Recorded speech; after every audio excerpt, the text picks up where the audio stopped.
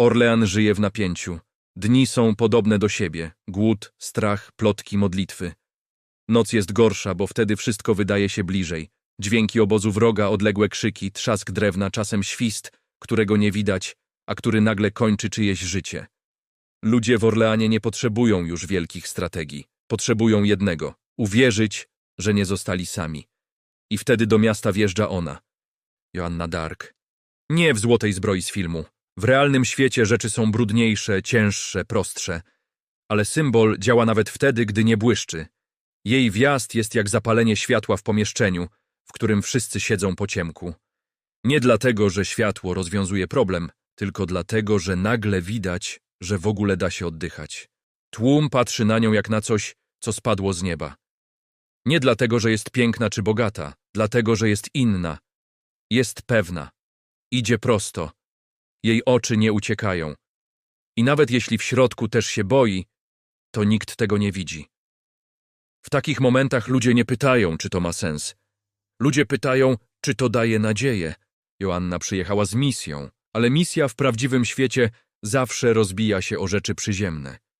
O dowódców, którzy nie lubią, gdy ktoś wchodzi im w kompetencje. O żołnierzy, którzy mają dość. O ludzi, którzy podejrzewają prowokacje. Zanim padnie pierwszy rozkaz, Joanna wchodzi w labirynt spojrzeń i szeptów. W Orleanie są ludzie, którzy już się poddali w głowie. Choć mury jeszcze stoją. Są tacy, którzy nienawidzą Anglików tak mocno, że nienawidzą też wszystkiego, co przypomina o ich bezsilności. Są i tacy, którzy modlą się o cud, ale gdy cud wchodzi przez bramę, pytają szeptem: a jeśli to fałsz? A jeśli to pułapka?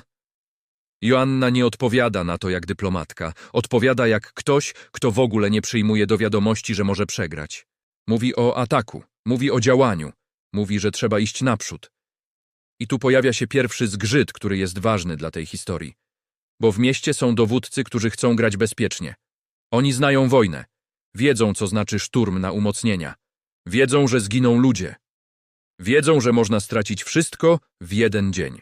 Ich ostrożność jest racjonalna. Ale ostrożność ma cenę. Ostrożność w oblężeniu jest jak czekanie, aż woda w płucach sama się cofnie. Nie cofa się. Z czasem jest tylko gorzej. Joanna wchodzi więc w konflikt z logiką wojskową. I nie robi tego w sposób miękki. Nie wchodzi do pokoju i nie mówi: może spróbujemy. Ona mówi: idziemy. To jest moment, w którym rodzi się legenda w sensie prawdziwym, nie tylko w sensie opowieści. Bo legenda zaczyna się wtedy, kiedy człowiek robi rzecz, której inni nie robią. Choć wszyscy mają ten sam strach. Orlean ma wokół siebie punkty oporu, umocnienia, pozycje wroga. Każda z nich jest jak zaciśnięta dłoń na gardle miasta. Zniszczyć jedną to jeszcze nie wygrać, ale zniszczyć jedną oznacza, że wróg nie jest już nieśmiertelny. Joanna zaczyna od tego, co w takich chwilach jest najtrudniejsze. Od przełamania bezruchu. Od zmuszenia ludzi do ruchu. Najpierw idzie do żołnierzy. Mówi prosto. Mówi jak ktoś, kto nie prowadzi negocjacji, tylko przynosi decyzje. Mówi o Bogu, o misji, o zwycięstwie. W normalnych czasach część by się uśmiechnęła, ale w oblężeniu normalne czasy nie istnieją. Gdzieś między jej słowami a spojrzeniami ludzi dzieje się coś, czego nie da się zmierzyć liczbami. Zmienia się temperatura, zmienia się napięcie w powietrzu. Jakby ktoś przekręcił klucz w zamku i nagle drzwi, które były zamknięte od miesięcy, zaczęły puszczać. I wtedy przychodzi pierwszy dzień, w którym Orlean przestaje tylko czekać. Wychodzą, ruszają, sztandar Joanny idzie z nimi. To nie jest scena z filmu o bohaterach w idealnym świetle. To jest chaos, krzyk, błoto, dym, strach w ustach jak metal. Kroki, które nie brzmią jak marsz, tylko jak ucieczka do przodu. I tu trzeba zrozumieć jedną rzecz. To, co Joanna robi, nie musi polegać na tym, że jest geniuszem taktyki. Wystarczy, że jest katalizatorem. Że jest iskra, która sprawia, że ktoś, kto i tak by zginął w głodzie, wybiera zginąć w ruchu. Wroga pozycja, którą atakują, nie jest abstrakcją. To konkret. Palisady, umocnienia, łucznicy, kusznicy. Ludzie, którzy robią to samo, tylko po drugiej stronie. Tam też są ludzie zmęczeni. Tam też są ludzie, którzy boją się, że jeśli dziś puszczą, Jutro sami będą w środku oblężonego miasta. Pierwszy szturm nie jest piękny. Pierwszy szturm jest testem. Testem, czy Orlean jeszcze żyje. Ktoś pada, ktoś krzyczy. Ktoś się cofa. I wtedy Joanna jest tam, gdzie nie powinna być, jeśli miałaby dbać o życie. Jest blisko, zbyt blisko. Widzi to, czego dowódcy zwykle nie widzą z bezpiecznej odległości. I jej obecność robi rzecz, która powinna być niemożliwa. Ludzie, którzy zaczynają się cofać, zawracają. Bo jeśli ona stoi, to jak oni mają uciekać? To jest brutalna psychologia wojny. Nie zawsze zwycięża ten, kto ma lepszą broń. Czasem zwycięża ten, kto potrafi przełamać moment, w którym człowiek mówi sobie w głowie dość. Szturm trwa długo. Dłużej, niż wszyscy chcą. Czas przestaje mieć znaczenie. Liczy się tylko ten odcinek muru, te kilka metrów, ta brama, ten nasyp. W którymś momencie pada pierwszy realny sygnał. Wróg się cofa. Nie dlatego, że przegrał wszystko, tylko dlatego, że poczuł, że naprzeciw nie ma już tylko obrońców. Są atakujący. Orlean oddycha. Ale wojna nie daje nic za darmo. Za każdy oddech ktoś płaci krwią. I wtedy przychodzi ten moment, który brzmi jak scenariusz, a wydarzył się naprawdę. Joanna zostaje ranna. To nie jest delikatne zadrapanie, którym można się pochwalić. To jest rana, która przypomina jej, że ciało nie jest legendą, że ciało ma swoje granice, że ból istnieje nawet dla tych, którzy mówią o misji. Gdy to się dzieje, wszyscy czekają na jedno, że ona się wycofa, że zniknie, że legenda pęknie, bo legenda to przecież coś, co nie krwawi. Ale Joanna robi rzecz, która zamienia ją w opowieść na wieki. Wraca. Wraca na linię, wraca do ludzi, wraca do miejsca, gdzie znów widać wroga. I nie wraca cicho. Wraca tak, żeby wszyscy zobaczyli. Bo w tej chwili najważniejsze nie jest to, czy ona ma siłę. Najważniejsze jest to, czy ludzie uwierzą, że siła wróciła razem z nią. To jest moment, w którym psychologia przeskakuje na inną półkę. Żołnierz, który chciał uciekać, teraz wstydzi się chcieć uciekać. Dowódca, który chciał zwlekać, zaczyna bać się tego, że zostanie zapamiętany jako ten, który hamował cud. A cud, nawet jeśli jest tylko słowem, ma w polityce moc większą niż argument. Kolejne dni przynoszą kolejne uderzenia. Jedna pozycja wroga zostaje osłabiona, druga traci znaczenie. Trzecia zaczyna wyglądać jak coś, co można wziąć. Każdy ma świadomość, że to może się w każdej chwili odwrócić. Każdy ma świadomość, że w każdej chwili Anglicy mogą zrobić coś, co zgasza wszystko jednym ruchem. Ale to w każdej chwili zaczyna działać także w drugą stronę. Bo teraz w Orleanie pojawia się coś, czego nie było wcześniej. Inicjatywa. Wreszcie przychodzi dzień przełomu. Nie taki, w którym nagle wszyscy padają na kolana i mówią, to koniec. Raczej taki, w którym wrogowie rozumieją, że to oblężenie nie daje już tego, co miało dawać, że koszt rośnie, że ryzyko rośnie, że ten symbol w mieście zaczyna robić z nich tych, którzy przegrywają z nastolatką. Orlean zostaje odblokowany w 1429 roku. I w tej chwili dzieje się rzecz, która jest kluczowa dla całej historii Joanny. Legenda przestaje być lokalną plotką. Legenda staje się politycznym faktem. Wieści idą szybciej niż idzie armia. Ludzie powtarzają je przy studniach, w kościołach, na rynkach. Opowieść upraszcza się w drodze, nabiera blasku, obrasta detalami. Każdy dodaje do niej coś swojego. Jedni mówią, Bóg wrócił po Francję. Inni mówią, to znak, że król ma prawo rządzić. Jeszcze inni mówią, to propaganda, to teatr. Ale nawet ci, którzy mówią teatr, muszą przyznać, teatr właśnie zmienił bieg wojny. I tu pojawia się pytanie, które zaczyna drapać władców jak kamień w bucie. Skoro Joanna potrafiła zrobić to, czego nie potrafili dowódcy, to kto naprawdę prowadzi ten kraj? To jest pytanie, którego król nie chce słyszeć. Nawet jeśli król nie wypowie go na głos, usłyszy je w ciszy po audiencji. W spojrzeniach ludzi na dworze. W tym, jak przy stole mówi się o Joannie, a dopiero potem o nim. I to jest moment, w którym opowieść robi krok dalej. Bo po Orleanie Joanna nie jest już tylko ratowniczką miasta. Joanna staje się drogowskazem. Mówi, idziemy do Reims. Dla współczesnego ucha Reims brzmi jak kolejna nazwa. Ale wtedy Reims to klucz w rytuale władzy. To tam odbywa się koronacja. To tam symbolicznie zamyka się dyskusję o tym, kto jest prawowitym królem Francji. Joanna rozumie albo czuje, że zwycięstwo w polu to jedno, a zwycięstwo w głowach ludzi to drugie. Możesz wygrać bitwę i przegrać państwo. Możesz wygrać bitwę i zostać uznany za uzurpatora. Koronacja jest pieczęcią. A pieczęć jest czymś, co w średniowieczu potrafi ważyć więcej niż miecz. Karol, Delfin, ma teraz szansę, jakiej wcześniej nie miał. Ale to nie jest prosta decyzja. Droga do Reims nie jest spacerem. Reims leży w strefie, która nie jest pewna. Po drodze są miasta, które mogą się zamknąć. Są oddziały, które mogą uderzyć. Są polityczne miny, które mogą wybuchnąć bez ostrzeżenia. A jednak po Orleanie nie da się wrócić do starego trybu. Nie da się powiedzieć ludziom: dziękujemy za cud, teraz wracamy do planu. Joanna wchodzi do gry, w której stawka jest większa niż zwycięstwo nad Anglikami. Stawką jest definicja władzy. I teraz zaczyna się marsz. Marsz, który działa jak fala. Jedno miasto słyszy, że Joanna idzie. Drugie miasto słyszy, że Joanna jest już blisko. Trzecie słyszy, że jeśli się nie podda, będzie po złej stronie historii. Nie wszędzie jest tak samo. Są miejsca, gdzie trzeba negocjować. Są miejsca, gdzie trzeba pokazać siłę. Są miejsca, gdzie ludzie otwierają bramy nie dlatego, że kochają Karola, tylko dlatego, że nie chcą być tymi, którzy zamknęli bramy przed Joanną. To jest niesamowita właściwość legendy. Legenda potrafi zmusić ludzi do decyzji, zanim zdążą ją przeanalizować. Wreszcie docierają do Reims. I tu następuje scena, która powinna kończyć film. Taka, po której idą napisy. Karol zostaje koronowany. Joanna stoi obok, nie jako królowa, nie jako można, tylko jako ta, która doprowadziła. Ta, która sprawiła, że rytuał mógł się wydarzyć.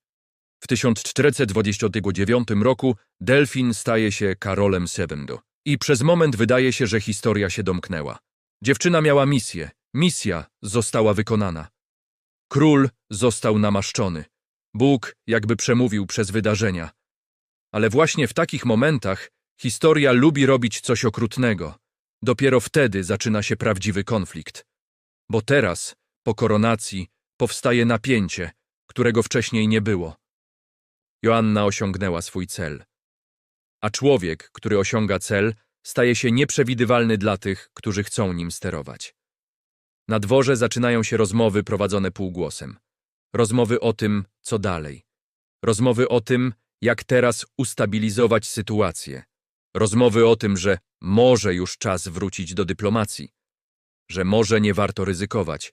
Że może lepiej negocjować niż palić kolejne miasta. To brzmi rozsądnie i właśnie dlatego jest groźne. Bo rozsądek dworu często oznacza jedno: chronić władzę, a niekoniecznie wygrać wojnę.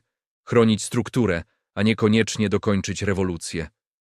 Joanna tego nie czuje jak polityk.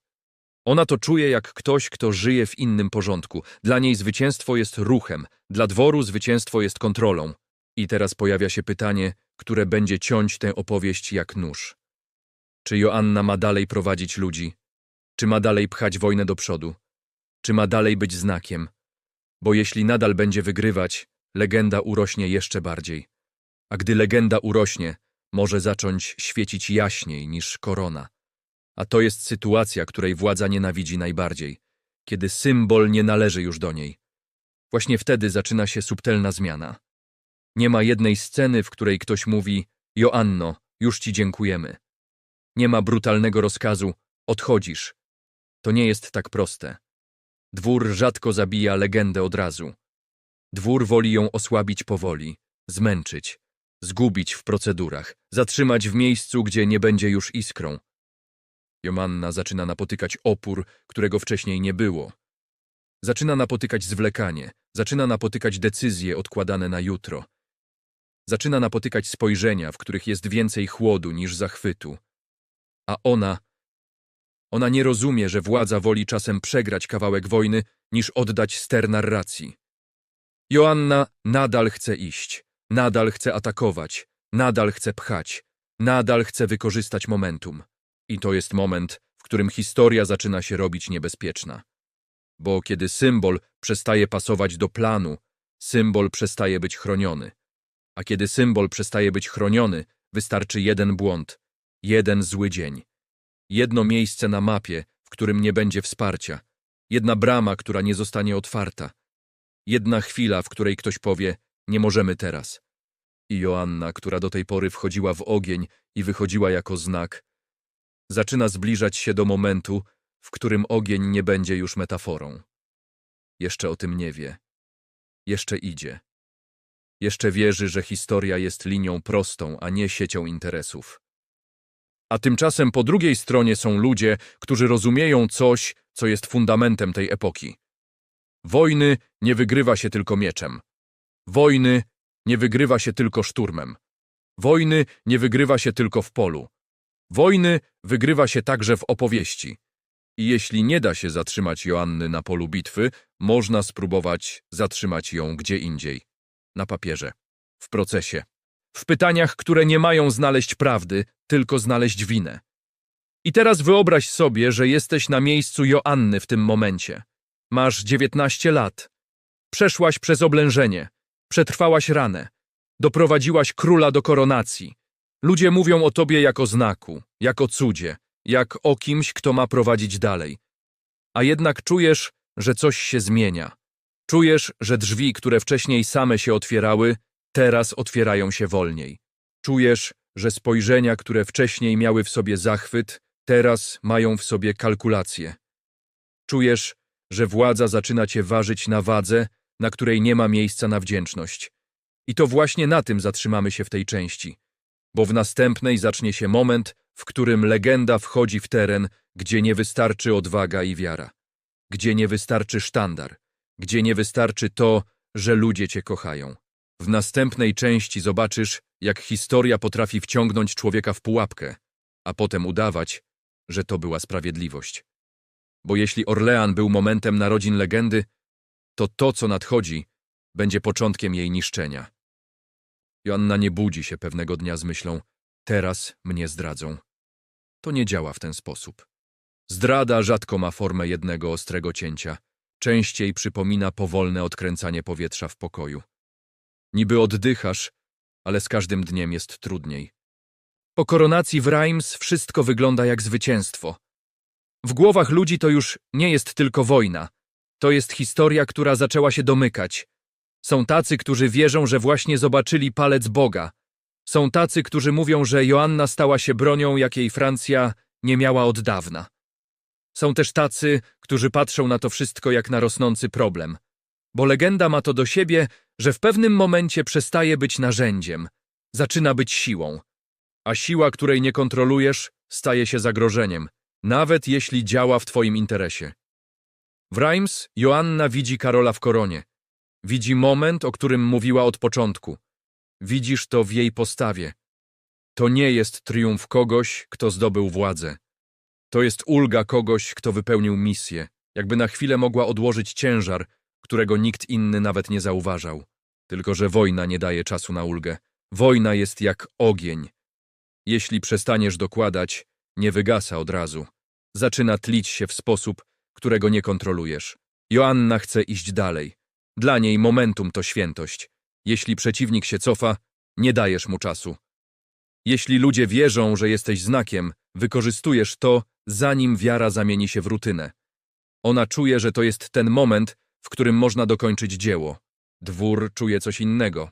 Dwór czuje, że teraz trzeba przestawić tryb, z wojny na politykę, z ryzyka na kontrolę, z chaosu na układ. I wtedy zaczyna się tarcie. Nie w formie kłótni na oczach wszystkich, nie w formie rozkazu, w formie drobnych opóźnień, konsultacji, narad, które trwają zbyt długo, w formie decyzji, które nie zapadają, w formie ludzi, którzy zaczynają mówić do Joanny inaczej niż wcześniej. To jest jedna z najdziwniejszych rzeczy w historii. Czasem, po największym zwycięstwie, zaczynasz przegrywać, bo zwycięstwo zmienia to, czego ludzie od ciebie chcą.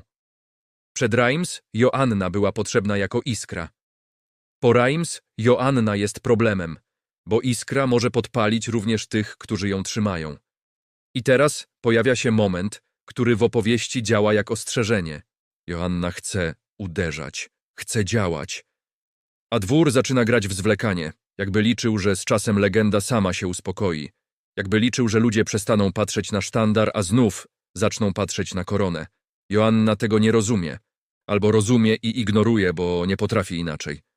Symbol nie działa, kiedy zaczyna się tłumaczyć. I dlatego w kolejnych tygodniach Joanna robi to, co potrafi najlepiej. Idzie do przodu, nawet jeśli pod stopami nie ma już takiego wsparcia jak wcześniej. To jest ważne, bo tu zaczyna się mechanizm, który później doprowadzi ją do Rouen. Władza nie musi cię zdradzić wprost. Wystarczy, że przestanie cię chronić, a potem wystarczy jeden dzień, jedno miejsce, jedna brama. I nagle okazuje się, że znak jest tylko człowiekiem. Joanna bierze udział w dalszych działaniach. Próby, starcia, naciski. Wciąż jest energią, wciąż jest punktem, wokół którego zbierają się ludzie. Ale powietrze jest już inne. Jest mniej entuzjazmu na dworze, więcej kalkulacji, mniej ślepej wiary, więcej pytań. A co jeśli to wszystko wymknie się spod kontroli? W którymś momencie dociera do niej, że nie wszyscy chcą iść tak daleko jak ona. Że niektórzy woleliby zatrzymać się teraz, kiedy mają koronę na głowie i mogą mówić o prawowitości. Bo korona daje pewność, której nie daje bitwa. Joanna tego nie kupuje. Dla niej wojna jest prosta. Wróg jest tam, trzeba iść tam. Jej świat nie składa się z półcieni. I właśnie dlatego historia zaczyna ją łamać. Bo historia kocha półcienie. Z czasem działania robią się bardziej ryzykowne. W niektórych momentach Joanna dostaje mniej wsparcia niż powinna. Nie zawsze widać to na pierwszy rzut oka. Ale w wojnie brak wsparcia bywa jak brak jednego gwoździa w kole. Jedziesz, aż nagle koło odpada. Joanna wciąż jest na pierwszej linii. Wciąż tam, gdzie powinna być legenda, jeśli legenda ma działać. Problem w tym, że legenda działa najlepiej, kiedy ktoś w tle dba o to, by legenda nie trafiła w ślepy zaułek. A tu zaczyna się robić ślepy zaułek. Wiosna 1430 roku. Compiègne. Miasto, które nie brzmi jak punkt zwrotny w historii świata. A jednak to tam zaczyna się koniec Joanny jako wolnej osoby. Nie od razu jako symbolu. Symbol potrafi żyć dłużej niż człowiek. Ale koniec Joanny, która może jeszcze decydować o własnym ruchu. Oblężenie, wypady, zamieszanie. To nie jest scena, w której kamera pokazuje wielką bitwę w zachodzącym słońcu. To jest typ wojny, który zabija najczęściej. Chaotyczny, brudny, pełen przypadków. Jeden oddział rusza, drugi się spóźnia. Jedna brama się zamyka, druga nie. Jeden dowódca rozumie sytuację, drugi nie. Joanna bierze udział w wypadzie. Chce uderzyć. Chce zrobić to, co zawsze. Przełamać moment strachu. Tylko że tym razem moment strachu nie jest po stronie obrońców. Tym razem to ona wchodzi w przestrzeń, gdzie wszystko może się odwrócić. I odwraca się. Joanna zostaje odcięta. Nagle okazuje się, że nie ma drogi powrotu. Brama się zamyka. W tym momencie historia robi rzecz, której widz nie znosi, ale która jest realna. Bohater nie ginie w walce. Bohater zostaje schwytany. Joanna trafia do niewoli Burgundczyków. I tu trzeba powiedzieć coś, co brzmi zimno, ale takie było życie. W tamtej epoce człowiek w niewoli jest wartością. Jest kartą. Jest monetą. Jest narzędziem. Burgundczycy nie muszą jej kochać, żeby wiedzieć, ile jest warta. Nie muszą jej rozumieć, żeby wiedzieć, że jej nazwisko ma moc. I dlatego Joanna nie jest traktowana jak zwykły jeniec. Bo Joanna to nie tylko dziewczyna. Joanna to problem. Anglicy rozumieją to najlepiej. Dla Anglików Joanna jest niebezpieczna, nawet jeśli siedzi w celi. Bo dopóki żyje, dopóty może żyć wiara, że wróci. Dopóki żyje, dopóty może żyć opowieść, że Bóg nadal jest po stronie Francji. A wojny nie wygrywa się tylko mieczem. Wojny wygrywa się również tym, w co wierzą ludzie, więc Anglicy chcą Joannę. Nie po to, żeby ją po prostu zabić. Zabić można szybko i ryzykować, że stanie się męczennicą. Anglicy chcą zrobić coś mądrzejszego, w ich rozumieniu. Chcą ją zniszczyć tak, żeby jej legenda pękła, a do tego potrzebują narzędzia, które wygląda jak sprawiedliwość. Procesu. Joanna zostaje przekazana. Można powiedzieć, brutalnie sprzedana. To nie musi być scena z workiem złota, ale logika jest podobna. przekazanie cennego jeńca w ręce tych, którzy mają interes, by go wykorzystać. I w tym momencie pojawia się pytanie, które boli najbardziej. Gdzie jest król? Gdzie jest Karol VII, którego koronę Joanna doprowadziła do Reims? Dlaczego nie ma wielkiej akcji ratunkowej? Dlaczego nie ma zamiany jeńców? Dlaczego nie ma wszystkiego, co w legendach robi się dla bohaterki? Odpowiedź, której nikt nie lubi, brzmi polityka. Bo ratować Joannę to przyznać, że jest warta ryzyka. A ryzyko oznacza, że legenda nadal będzie rosła. A legenda rosnąca dalej może być dla króla problemem większym niż jej śmierć. Nie musisz wierzyć w to jako w spisek. Wystarczy, że zrozumiesz mechanizm. Władza kocha tych, którzy są użyteczni, ale boi się tych, którzy są niezależni. Joanna trafia do Rouen, w strefę wpływów angielskich, do miejsca, gdzie historia zmienia narzędzia. Tu nie chodzi już o miecz, tu chodzi o język, o paragraf, o pytanie. Jeżeli można udowodnić, że Joanna była heretyczką, że jej głosy były diabelskie, że jej działania były przekleństwem, a nie znakiem, wtedy zwycięstwo pod Orleanem przestaje wyglądać jak dowód na poparcie Boga. Zaczyna wyglądać jak oszustwo. A koronacja Karola, zrobiona pod jej wpływem, zaczyna wyglądać na skażoną. To jest gra o najwyższą stawkę. Stawką jest prawowitość. I wtedy na scenę wchodzi człowiek, który stanie się twarzą procesu. Biskup Pierre Cochon. W historii nazwisko czasem brzmi jak dźwięk. Cochon brzmi jak mechanizm. To człowiek, który ma interes, by proces poszedł w określoną stronę. Człowiek, który rozumie, że jeśli proces będzie wyglądał na kościelny, na legalny, na prawowity, to efekt będzie silniejszy niż jakakolwiek egzekucja bez wyroku. Joanna jest młoda, jest zmęczona, jest w izolacji. Nie ma przy sobie normalnych obrońców, nie ma ludzi, którzy mają interes, by ją naprawdę chronić. Ma tylko siebie. I teraz zaczyna się najstraszniejsza część tej historii, bo to nie jest dramat o tym, czy ona ma odwagę w walce. To jest dramat o tym, czy można złamać człowieka pytaniami. Proces nie jest jednym spotkaniem. To seria przesłuchań, to ciąg nacisków. To labirynt, z którego nie ma wyjścia. Każde pytanie jest jak drut. Jeśli pociągniesz w złą stronę, zaciska się. Joanna staje przed ludźmi, którzy mają wykształcenie, język, procedury. Ona ma swoje słowa, swoją wiarę, swoją intuicję. To starcie nierówne jak walka nożem z książką, tylko że książka ma władzę. Pytają ją o głosy, pytają ją o świętych, pytają ją o to, czy wierzy w Kościół, pytają ją o posłuszeństwo. Pytają ją tak, by odpowiedź była zawsze zła. Jeśli powie, że głosy pochodzą od Boga, mogą powiedzieć: udowodnij. Jeśli powie, że nie wie, mogą powiedzieć: więc kłamiesz. Jeśli powie, że jest pewna, mogą powiedzieć: to pycha. Jeśli powie, że nie jest pewna, mogą powiedzieć: więc to diabeł. To jest logika pułapki. I tu pojawia się to, co w tej historii jest najbardziej podcastowe. Joanna często odpowiada sprytnie. Czasem odpowiada tak, że ludzie po drugiej stronie nie dostają tego, czego chcą. I właśnie to sprawia, że proces robi się bardziej brutalny. Bo kiedy nie da się zniszczyć kogoś argumentem, zaczyna się niszczyć go warunkami. Izolacja, presja, strach, zmęczenie. I w pewnym momencie dochodzą do tematu, który może brzmieć dziwnie dla współczesnych, ale wtedy był potężnym narzędziem. Ubiór. Joanna nosiła męski strój. Zbroje, spodnie, elementy, które dla niej były praktyczne, w wojnie i w podróży. Ale w procesie praktyczność nie ma znaczenia. W procesie liczy się symbol. Jeśli można ją przedstawić jako tę, która łamie porządek, która łamie rolę, która upiera się przy tym, co zakazane, to łatwiej zbudować obraz kogoś, kto jest nieposłuszny wobec Kościoła. A nieposłuszeństwo wobec Kościoła jest w tym świecie słowem, które potrafi zabić. Joanna tłumaczy, że to było potrzebne, że to było dla bezpieczeństwa, że to była część jej misji. Ale każde tłumaczenie można obrócić. Bezpieczeństwo? Więc przyznajesz, że nie ufałaś ludziom? Misja? Więc stawiasz swoją misję ponad reguły? Potrzeba? Więc uważasz, że możesz wybierać, które zasady cię obowiązują? Pytania nie są zadawane po to, by zrozumieć. Są zadawane po to, by złapać. W pewnym momencie pada najgorsze pytanie, jakie można zadać komuś takiemu jak Joanna. Czy poddasz się autorytetowi Kościoła? To brzmi prosto. Ale to jest pytanie o kontrolę. Jeśli powie tak bez warunków, musi wyrzec się tego, co mówiła o głosach. Jeśli powie nie, może zostać uznana za heretyczkę.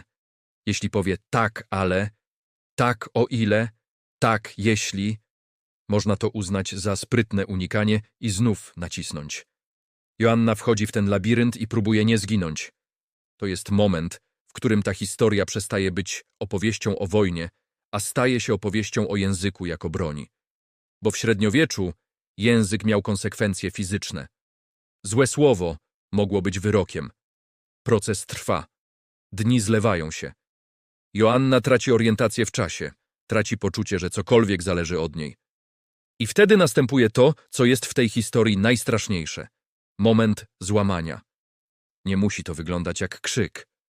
Czasem złamanie wygląda jak ciche dobrze, jak podpis na kartce, której treści nie do końca rozumiesz, albo którą rozumiesz aż za dobrze i podpisujesz, bo chcesz, żeby to się skończyło. Joanna ma podpisać coś, co jest wyrzeczeniem. Ma uznać, że była w błędzie. Ma obiecać, że nie wróci do tego, co robiła. Ma oddać kontrolę nad swoją opowieścią. A po drugiej stronie jest obietnica. Jeśli podpiszesz, nie spłoniesz. To jest handel, którego człowiek w celi nie rozpatruje jak stratek.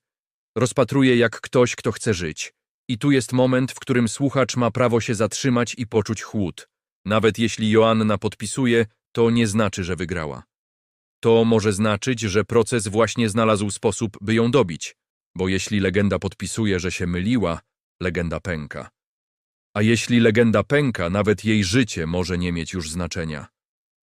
Joanna podpisuje. Albo przynajmniej zgadza się na formułę, która wygląda jak podpis. I przez chwilę wydaje się, że to koniec. Że została uratowana. Tylko że proces ma drugi akt. Wkrótce znów pojawia się temat ubioru. Znów pojawia się presja. Znów pojawia się pułapka. Joanna wraca do męskiego stroju. Dlaczego? Są różne wersje. Jedni mówią, bo bała się w celi. Bo męski strój chronił ją przed przemocą. Inni mówią, bo ktoś jej go zostawił celowo, żeby ją sprowokować. Jeszcze inni mówią, bo nie potrafiła już udawać kogoś, kim nie jest. Niezależnie od powodu, dla procesu, to jest prezent. Bo teraz, można powiedzieć, złamała obietnicę. Wróciła do tego, co zakazane. Jest recydywistką w herezji. A wtedy kara jest najgorsza.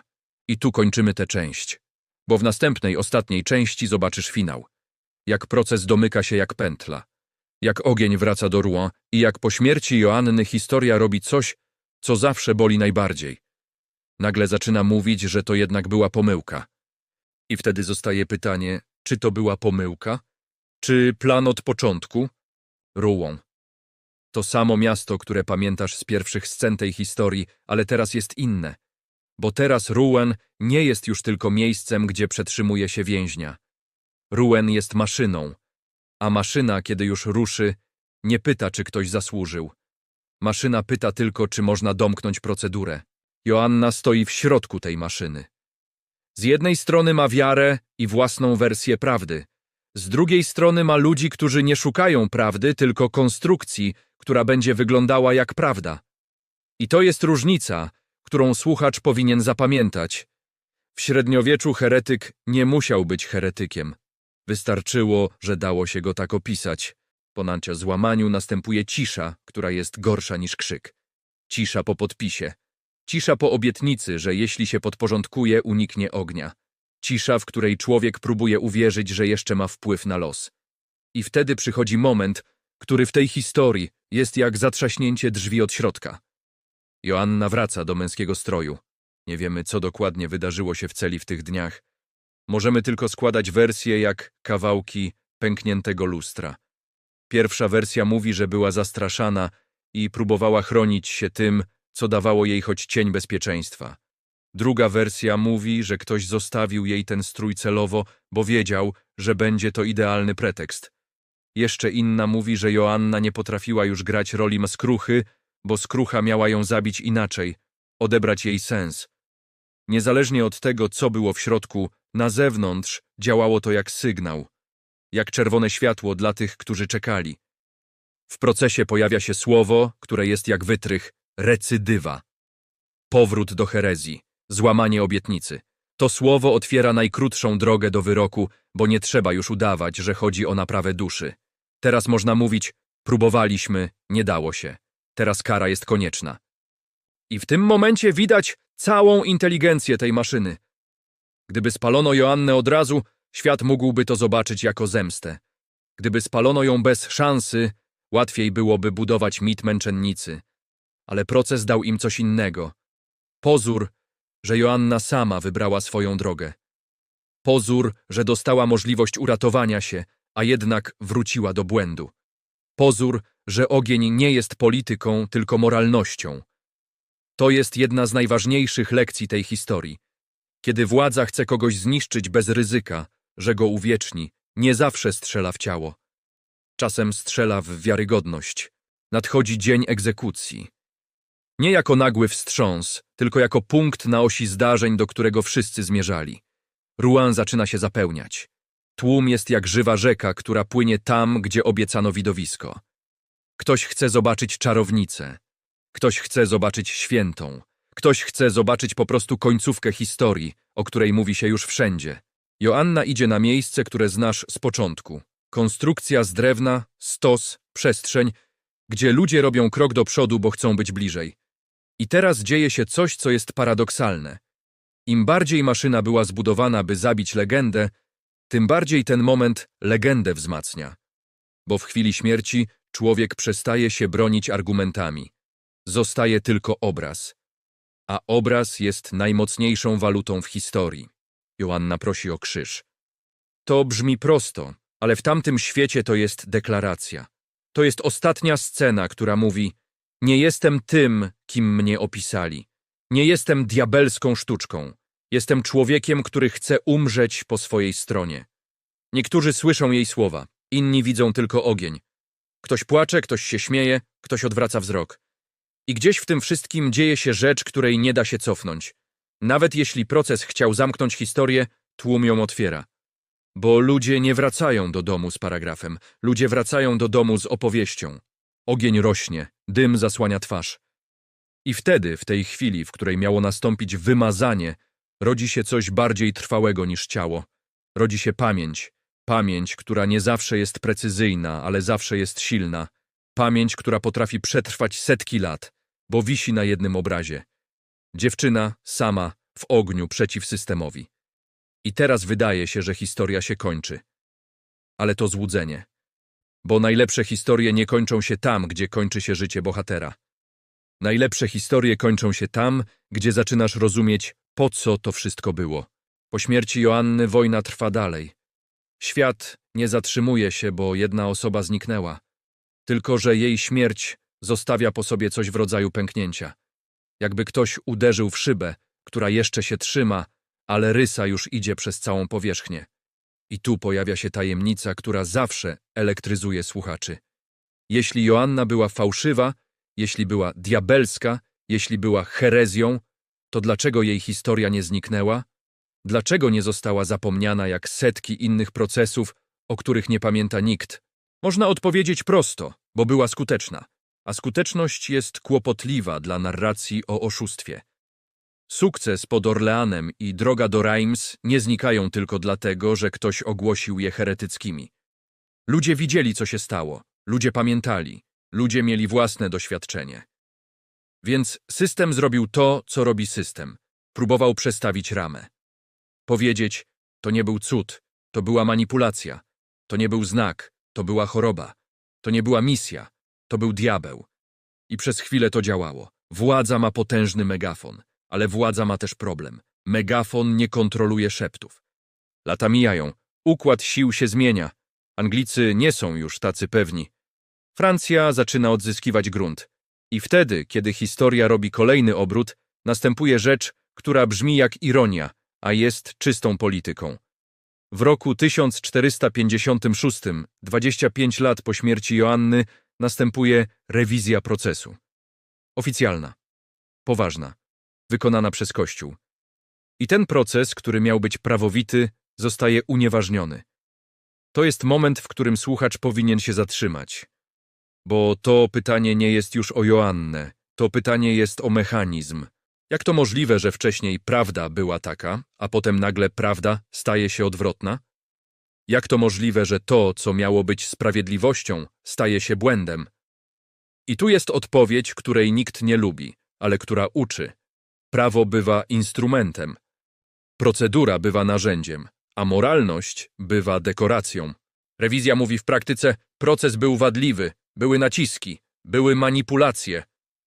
Było wiele rzeczy, które dziś nazwalibyśmy nadużyciem. Tylko że ta rewizja nie dzieje się w próżni. Ona dzieje się wtedy, gdy Francji opłaca się mieć Joannę po swojej stronie. Gdy jej historia może być wzmocnieniem, a nie zagrożeniem. I tu dochodzimy do najbardziej gorzkiej prawdy tej opowieści. Joanna była jednocześnie człowiekiem i pionkiem. Jej wiara mogła być prawdziwa, jej odwaga mogła być realna, jej misja mogła być jej misją. Ale jednocześnie była też elementem gry, w której inni przesuwali figury. Wtedy pojawia się druga tajemnica, cichsza, ale jeszcze bardziej niepokojąca. Czy Joanna została porzucona? Nie mamy jednego dokumentu, który mówi: król postanowił ją poświęcić. Historia rzadko daje tak czyste dowody.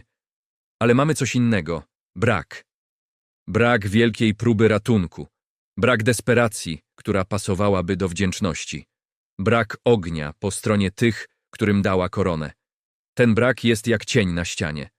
Nie musisz mówić spisek, żeby go zobaczyć. Wystarczy powiedzieć: władza często woli długoterminową kontrolę niż krótkoterminowy heroizm. I teraz, kiedy masz już całą drogę Joanny, możesz spojrzeć na tę historię jak na 3 warstwy, które nakładają się na siebie. Pierwsza warstwa to warstwa ludzka, dziewczyna z Domremy, która idzie pod prąd, bo wierzy, że musi. To warstwa, w której słyszysz serce. Widoczna w Orleanie, widoczna w Reims, widoczna w Celi, widoczna na stosie. Druga warstwa to warstwa symbolu. Joanna jako znak, który potrafi zmienić morale. W tej warstwie nie musisz rozstrzygać, czy głosy były boskie. Wystarczy, że zrozumiesz, iż ludzie w to wierzyli. A wiara zbiorowa potrafi przesuwać historię jak dźwignia. Trzecia warstwa to warstwa polityczna. Joanna jako problem, który trzeba rozwiązać. Kiedy znak jest potrzebny, jest wynoszony. Kiedy znak przestaje pasować, jest osłabiany. Kiedy znak jest niebezpieczny, jest niszczony w sposób, który ma wyglądać jak moralność. I teraz dochodzimy do wniosków. Nie w formie wykładu, tylko w formie lekcji, które wyjmujesz z tej opowieści jak ukryte ostrza. Pierwszy wniosek. Największe rzeczy w historii często zaczynają się od czegoś, co brzmi niewiarygodnie. Właśnie dlatego władza ma obsesję na punkcie kontroli narracji. Bo jeśli ludzie uwierzą w niemożliwe, mogą zacząć działać inaczej, a wtedy przestają być przewidywalni. Drugi wniosek. System boi się nie tego, że ktoś jest silny, tylko tego, że ktoś jest niekontrolowany. Joanna nie była problemem, gdy prowadziła do koronacji. Joanna stała się problemem, gdy mogła zacząć prowadzić dalej. Trzeci wniosek. Są 2 sposoby, by zabić człowieka w historii. Pierwszy to zabić ciało. Drugi to zabić wiarygodność. Proces Joanny był próbą drugiego sposobu. Ogień miał być tylko końcowym podpisem. Czwarty wniosek. Sprawiedliwość bez niezależności bywa teatrem. Im bardziej proces wygląda na legalny, tym łatwiej nim manipulować.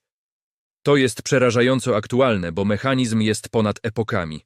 Ludzie ufają formie, bo forma daje poczucie bezpieczeństwa. Piąty wniosek. Legenda jest niebezpieczna dla tych, którzy rządzą, ale bywa też jedyną bronią tych, którzy nie mają nic. Joanna była legendą żywą. Po jej śmierci legenda stała się jeszcze bardziej użyteczna, tylko że już dla innych. I tu przychodzi morał, który jest jak cichy głos pod całą historią. Jeśli chcesz zrozumieć średniowiecze, nie patrz tylko na miecze. Patrz na opowieści. Patrz na to, kto je opowiada, kto je finansuje, kto je powtarza i kto je ucina. Bo miecz wygrywa bitwę, ale opowieść wygrywa pamięć. A teraz najciemniejsza część tej opowieści, ta, która zostaje w głowie najdłużej. Czy Joanna naprawdę przegrała? Jeśli patrzysz na jej życie, odpowiedź jest brutalna. Została pojmana, upokorzona, skazana, spalona. Zginęła młodo. Jeśli to jest definicja przegranej, to tak, przegrała. Ale jeśli patrzysz na historię, jak na to, co zostaje po człowieku, dzieje się coś dziwnego. Proces miał ją zniszczyć, a ostatecznie ją utrwalił. Ogień miał zamknąć temat, a otworzył go na wieki. Rewizja procesu miała naprawić błąd, ale jednocześnie potwierdziła, że to błąd był narzędziem. I w rezultacie Joanna została czymś, czego nie da się już wycofać. Symbolem, który przechodzi z epoki na epokę. I dlatego ta historia wciąż działa. Bo w każdym czasie ludzie rozpoznają ten sam schemat. Ktoś pojawia się z ideą, która daje nadzieję. System go używa. Potem system się boi. Potem system próbuje go uciszyć w sposób, który wygląda na moralny. To nie jest tylko średniowiecze, to jest mechanizm. A teraz zostawię cię z 3 interpretacjami. Nie po to, byś wybrał prawdę, tylko po to, byś zobaczył, jak różne mogą być lustra. Pierwsza interpretacja jest duchowa. Joanna była autentycznie przekonana, że jest prowadzona. Jej wiara była tak silna, że stała się siłą militarną. I być może w świecie, gdzie wszystko było złamane, ta wiara była jedyną rzeczą, która potrafiła skleić ludzi w jeden ruch. Druga interpretacja jest psychologiczna. Joanna była niezwykłą osobą, która rozumiała, jak działa strach i potrafiła go przełamać. W tej wersji głosy nie muszą być rozstrzygnięte. Wystarczy, że były językiem epoki, a ona potrafiła ten język zamienić w motywację. Trzecia interpretacja jest polityczna. Joanna była historią, która okazała się zbyt potężna. Historia, która była potrzebna, dopóki prowadziła do koronacji, ale stała się zagrożeniem, gdy mogła prowadzić dalej. W tej wersji proces nie był pomyłką. Proces był domknięciem kontroli. I teraz wracamy do Rouen, do pierwszego obrazu. 19 lat. Ogień. Tłum. Maszyna, która miała zabić legendę. Tylko że legenda nie umiera tak, jak umiera ciało. Legenda zmienia właściciela. I być może w tym tkwi najciemniejszy morał tej historii. Czasem człowiek płaci całym życiem, żeby inni mogli później używać jego imienia. Czasem świętość i propaganda noszą to samo ubranie. Czasem pamięć jest nagrodą, ale też kradzieżą. A jeśli chcesz wyciągnąć z tej historii coś praktycznego, coś, co zostaje w głowie jak narzędzie, nie jak ozdoba, to zapamiętaj jedno pytanie. Pytanie, które pojawia się zawsze, gdy widzisz proces, skandal, moralność, oczyszczanie, prawdę. Kto na tym zyskuje? Bo w historii Joanny odpowiedź nie jest wygodna. Najpierw zyskali ci, którzy potrzebowali znaku. Potem zyskali ci, którzy potrzebowali, by znak zniknął. A na końcu zyskali ci, którzy mogli powiedzieć, to była pomyłka, kiedy ta pomyłka przestała im szkodzić. Joanna nie miała tej gry w rękach. Miała tylko wiarę, odwagę i ruch do przodu. I właśnie dlatego wciąż o niej mówimy. Nie dlatego, że wszystko w tej historii jest jasne. Tylko dlatego, że w tej historii jest coś, co nie daje spokoju. Świadomość, że granica między sprawiedliwością a polityką bywa cienka jak papier, na którym ktoś stawia podpis. A teraz, kiedy ta opowieść się domyka, zostaje ostatnie pytanie, które jest jednocześnie zakończeniem i haczykiem. Gdyby Joanna przeżyła, czy pozwolono by jej żyć jako Joanna? Czy musiałaby zostać uciszona inaczej? Czy władza znalazłaby kolejny proces, kolejny pretekst, kolejną formę ognia? I może właśnie dlatego ta historia kończy się tak, jak się kończy. Bo to nie jest tylko opowieść o dziewczynie ze średniowiecza. To jest opowieść o tym, jak świat traktuje ludzi, którzy stają się większą historią niż ci, którzy rządzą,